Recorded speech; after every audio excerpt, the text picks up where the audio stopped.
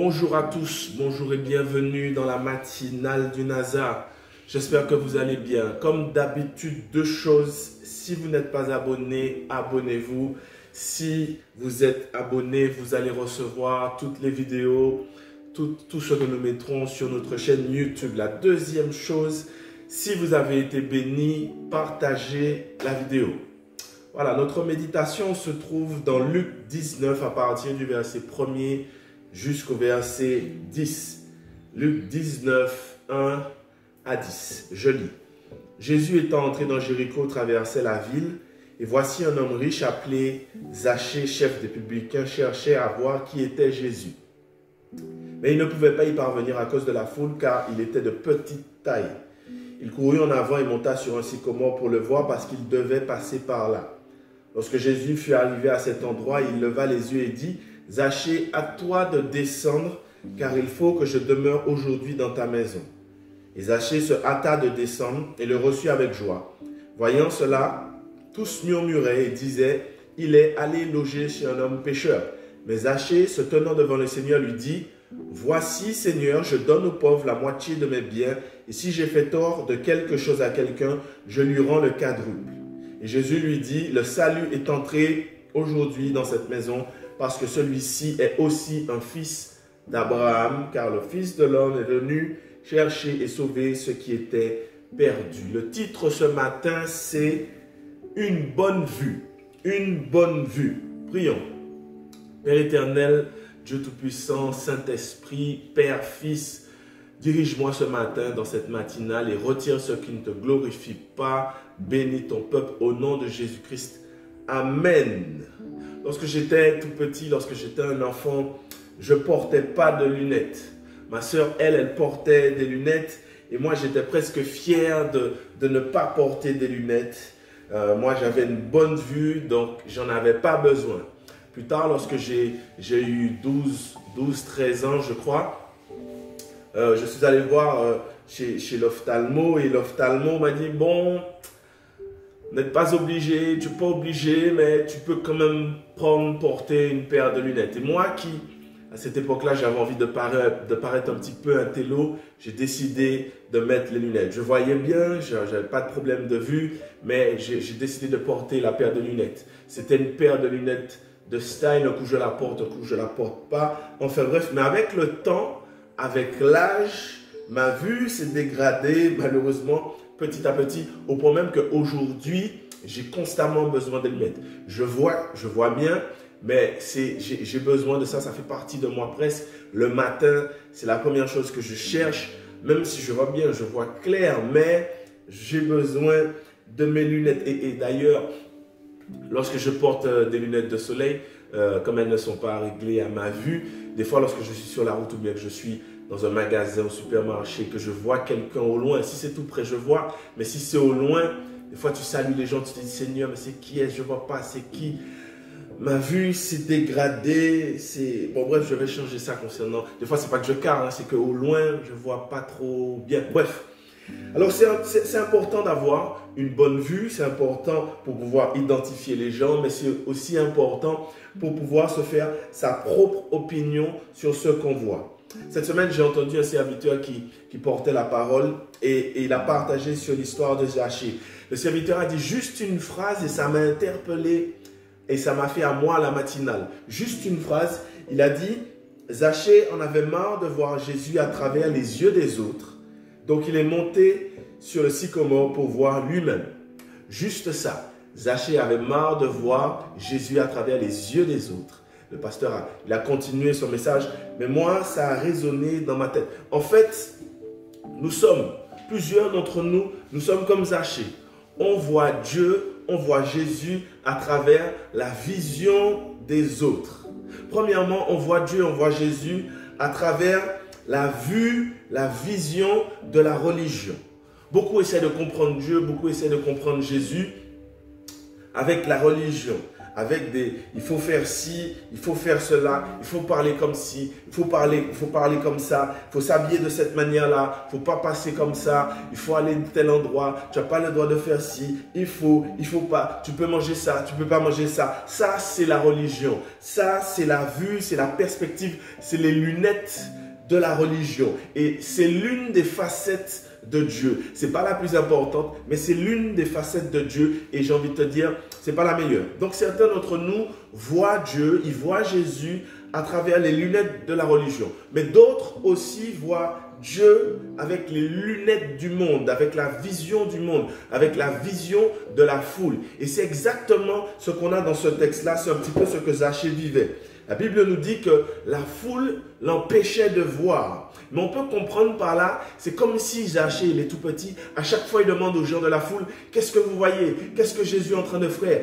Et là, il devait lui dire, Jésus est en train de toucher telle personne, Jésus est en train de parler à telle personne, Jésus. Et à chaque fois, Zachée disait, comment ça se fait? Comment il est? Comment il fait? Comment il parle? Comment il agit? Donc à chaque fois, Zachée voyait Jésus à travers les yeux des autres. Dites-moi ce que vous voyez. Ça, c'est voir Jésus. Ça, c'est voir Dieu à travers les lunettes, la vision de la foule, la vision du monde.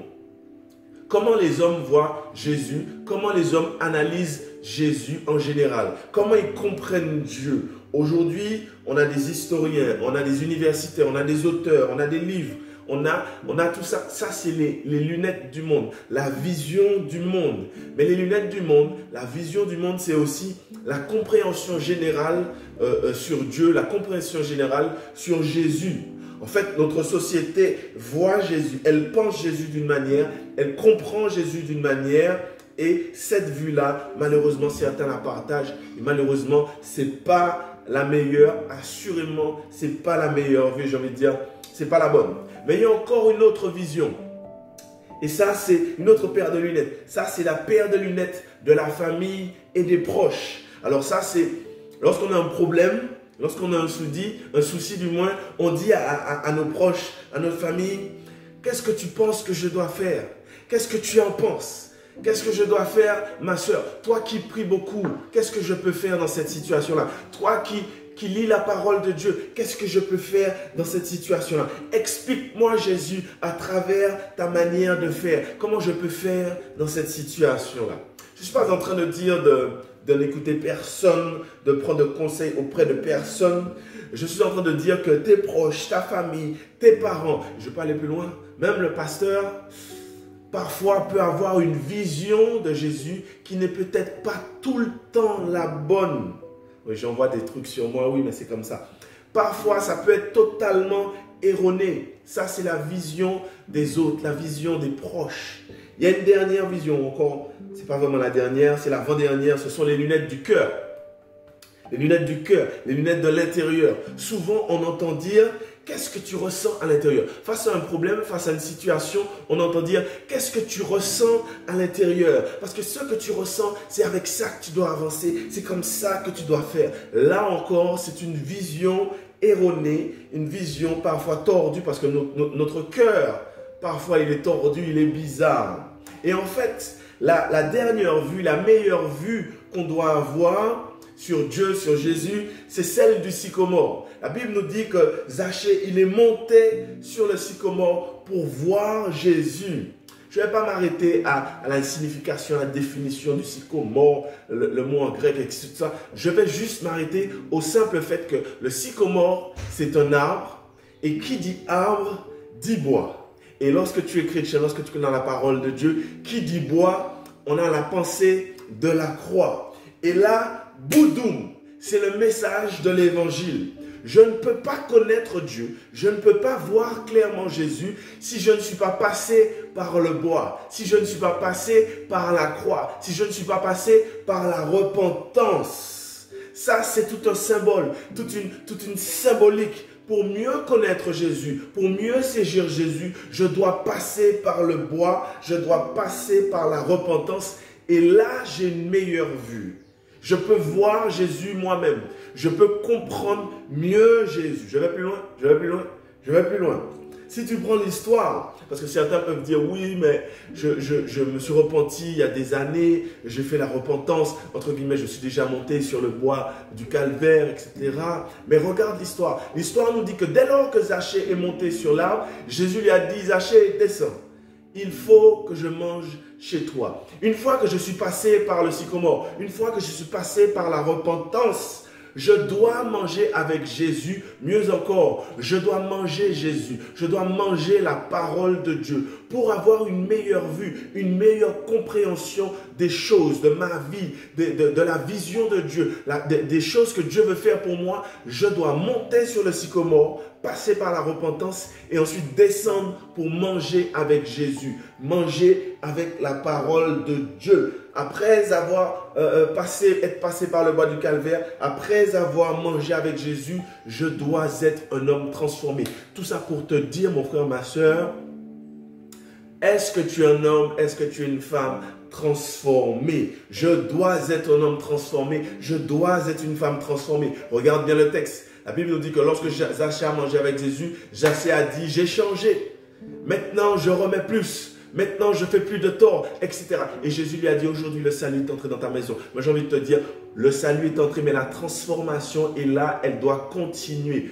On peut parler franchement, c'est désolant, c'est triste, c'est fatigant de voir des chrétiens qui sont montés sur le bois, ils sont montés sur le sycomore, ils sont passés par la repentance, ils ont fait la conversion, ils ont accepté Jésus, mais il n'y a pas de transformation. Ils ne mangent pas la parole de Dieu, ils ne mangent pas avec Jésus. Ce matin, l'exhortation que je te laisse, c'est ça. Mange la parole de Dieu pour être transformé. Parce que la question, c'est celle-ci. Quand est-ce que tu seras transformé?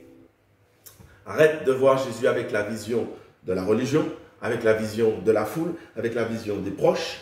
Monte sur le sycomore, ensuite mange avec Jésus. Prions. Père éternel, nous te bénissons et nous te remercions encore pour ta parole remplie de symboles, remplie de puissance. Et Seigneur, tu nous demandes pour mieux te voir, mieux te saisir, mieux te comprendre. Nous devons passer par la repentance et nous devons aussi manger avec toi. Ce matin, Seigneur, donne-nous à être transformés. Il y a peut-être des années que nous sommes convertis, il y a peut-être des années que nous sommes au Seigneur. Mais ce matin, nous voulons être transformés. Nous voulons changer. Nous voulons devenir encore une nouvelle personne, une meilleure personne. Je te prie ce matin pour quelqu'un qui passe peut-être par des problèmes, des difficultés. Mais toi, tu veux avant tout la transformation. Alors, transforme ce frère, transforme cette sœur, transforme cette personne pour qu'elle puisse mieux te voir et mieux comprendre ce que tu as pour elle. Je te bénis et je te remercie dans le nom de Jésus-Christ que je te prie. Amen. Que le Seigneur te bénisse. Et si tu n'as pas d'église, viens chez nous. On va se faire une joie de t'accueillir à l'église du Nazaréen du Monde Vanté. Si tu n'es pas encore un enfant de Dieu, si tu n'es pas encore monté sur le sycomore, juste après, il y a une prière de repentance. Fais-la sincèrement. Et dès lors, tu es un enfant de Dieu. Rapproche-toi d'une église qui prêche et qui vit la parole de Dieu. Soyez bénis, je vous aime et je vous dis à la semaine prochaine pour une prochaine matinale. Soyez bénis. Ciao, bye.